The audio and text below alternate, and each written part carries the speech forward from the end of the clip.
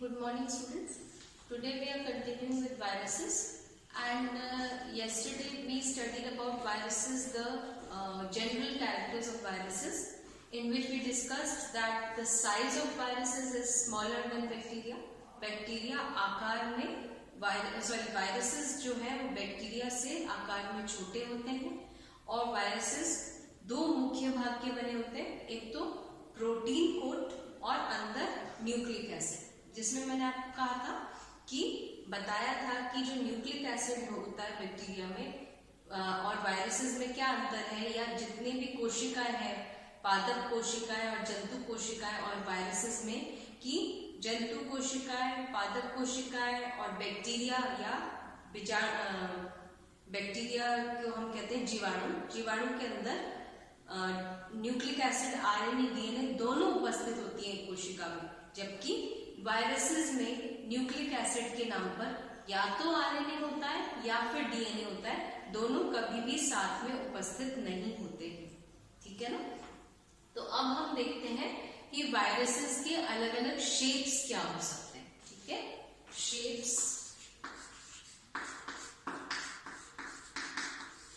Of viruses.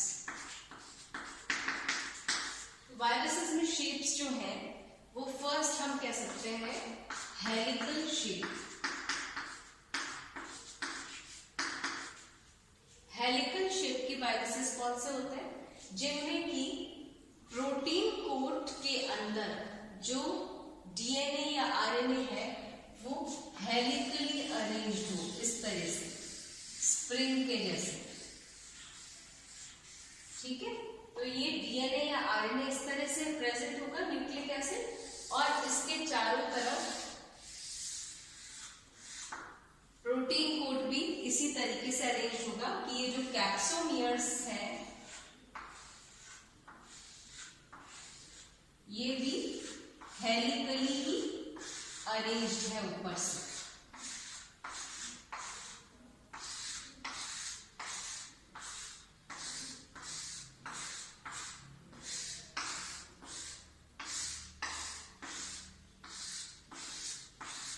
तो एक helical arranged nucleic acid है ये वाला, और इसके चारों तरफ कैप्सोमियर्स भी हेलिकली ही अरेंज्ड है, आपको जैसे दिख रहा है। इसका एग्जाम्पल है tobacco mosaic virus.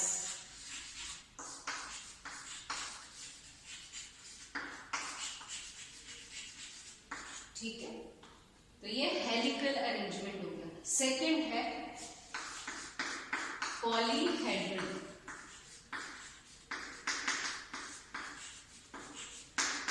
Polyhedral viruses जो है उनका एक डिफरेंट शेप्स होते हैं। शेप्स पॉलीहेड्रल में अलग अलग होते हैं, एंड न्यूक्लिक एसिड का शेप या न्यूक्लिक एसिड अरेंजमेंट तो अननोन होता है, लेकिन मेन शेप जो है वायरस का, एक्सटर्नल शेप, तो यहां हम जैसे इसमें बता रहे हैं ये कैप्सोमियर्स है, ये भी हेलिकली अरेंज्ड है,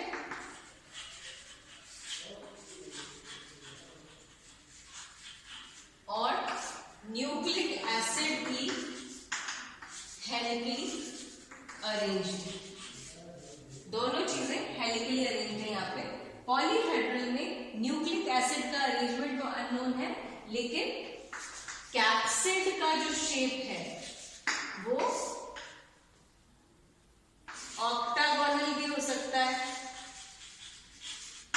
टेट्राहेड्रल भी हो सकता है, और भी अलग शेप्स हो सकते हैं। तो इस पॉलीहेड्रल अरेंजमेंट में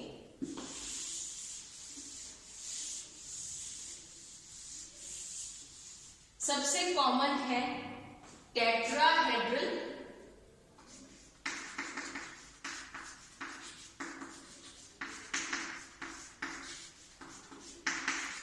ऑक्टाहेड्रल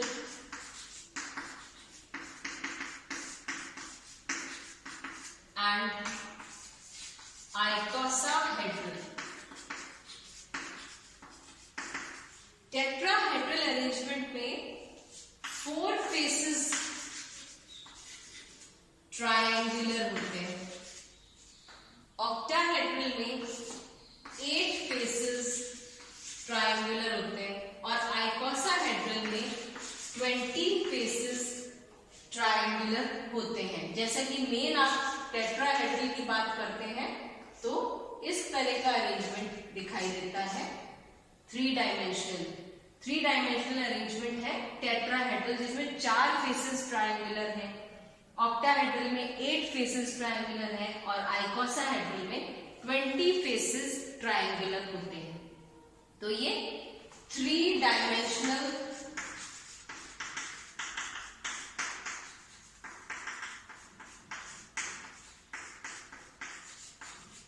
पॉलीहेड्रल कैप्सिड होता है इनमें। ठीक है, ये एग्जाम्पल ये हो गए पॉलीहेड्रल वायरसेस। अब नेक्स्ट आते हैं हम थर्ड टाइप ऑफ शेप है एनवेलप वायरसेस।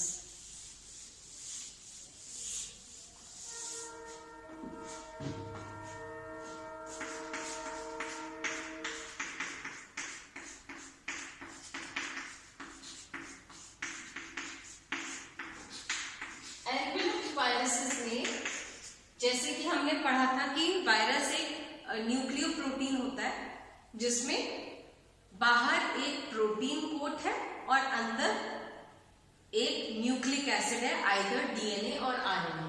तो एनवेलप्ड वायरसेस में मान लीजिए ये प्रोटीन कोट है और ये न्यूक्लिक एसिड है, उसके बाहर भी एक और लेयर अगर प्रेजेंट हो तो ये हो गया न्यूक्लिक एसिड सबसे अंदर, बाहर हो गया कैप्सिड या प्रोटीन कोट और उसके बाहर तीसरा एक एनवेलप है। और ये जो एनवेलप है ये लिपिड्स, कार्बोहाइड्रेट्स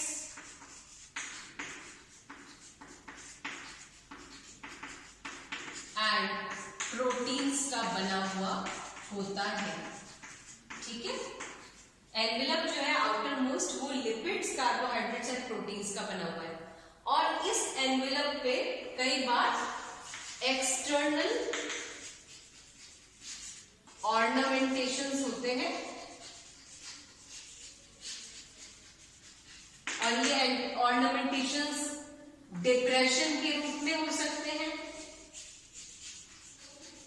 पिट्स के रूप में हो सकते हैं, हुक्स के रूप में हो सकते हैं और स्पाइक्स के रूप में हो सकते हैं। ये इसके ऊपर से ऑर्नामेंटेशन हो सकते हैं, इस तरह के स्पाइक्स भी हो सकते हैं। जैसे अभी आप सबसे कॉमन कोरोना वायरस का नाम सुन रहे हैं, कोरोना वायरस में भी इस तरह के स्पाइक्स प्रेजेंट है, जिससे कि लुक देते हैं एक क्राउन का। कोरोना का मतलब ही क्राउन होता है। तो एनवेलप्ड वायरसेस का एग्जांपल है herpes virus and influenza virus. ये जो स्पाइक्स होते हैं ये होस्ट सेल पे अटैच करने में मददगार होते हैं। जब होस्ट सेल के सरफेस पे वायरस टच करेगा तो स्पाइक उसको अटैचमेंट में मदद करता है, जितने भी ये ऑर्नामेंटेशंस होते हैं एक्सटर्नल। तो एनवेलप्ड वायरसेस थर्ड टाइप हो गए। और फोर्थ टाइप ऑफ वायरस है कॉम्प्लेक्स वायरसेस।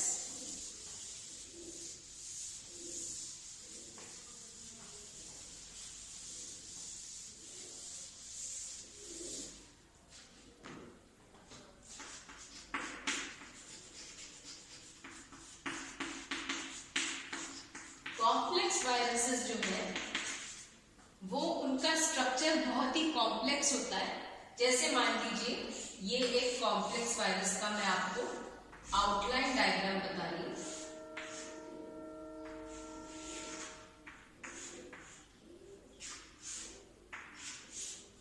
इस तरह का आउटलाइन डायग्राम है। अंदर ये मान लीजिए ये तो न्यूक्लिक एसिड हो गया, ठीक है।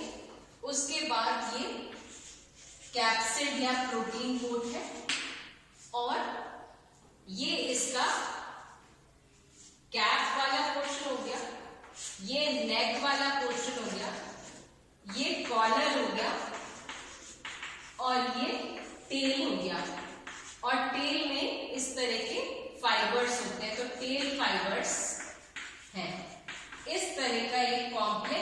वायरस होता है, जैसे T1 बैक्टीरियोफाज, इसका एग्जाम्पल है। फॉर एग्जाम्पल T1 का मतलब T2, T4, T6, ये T1 बैक्टीरियोफाजेस होते हैं, जिसमें कैप्सिड प्रोटीन कोट है। वो एक टैडपोल शेप का स्ट्रक्चर बना रहा है, ऊपर हेक्सागोनल हेड है, उसके ये कैप वाला पोर्शन है, फिर नेक वाला है, फिर कॉलर वाला है, फिर टेल है, और टेल में टेल फाइबर्स है। तो जब सपोज ये बैक्टीरियोफाज है, बैक्टीरिया को अपने कंट्रोल में लेने वाला है, बैक्टीरिया को खाने वाला, तो ये अटैच करता है टेल फाइबर्स के थ्रू, और फिर ये अपना डीएनए या आरएनए एंटर कराता है बैक्टीरिया के अंदर, और खुद जो कैप्सिड होता है या प्रोटीन कोट होता है टैडपोल शेप का, ये बाहर आ जाता है। ये आगे हम जब फिजियोलॉजी पढ़ेंगे वायरसेस के इन्फेक्शन की, उस टाइम हम बात करेंगे। लेकिन शेप्स में फर्स्ट था आपका हेलिकल वायरसेस, सेकेंड था पॉलीहेड्रल वायरसेस, थर्ड है एनवेलप्ड वायरसेस, एंड फोर्थ है कॉम्प्लेक्स वायरसेस। तो आपको ये ध्यान और करा दूं मैं कि जब हम न्यूक्लियोप्रोटीन स्ट्रक्चर पढ़ते हैं वायरस का, जिसमें आउटर प्रोटीन कोट या कैप्सिड होता है और इनर न्यूक्लिक एसिड होता है, आदर डीएनए और आरएनए, उसके अलावा एक एक्सेप्शनल, एक एक्स्ट्रा एडिशनल कोट जो होता है वो एनवेलप कहलाता है। तो जिन वायरसेस में एनवेलप प्रेजेंट होता है वो एनवेलप्ड वायरसेस कहलाते हैं, और जिनमें नहीं होता वो नॉन एनवेलप्ड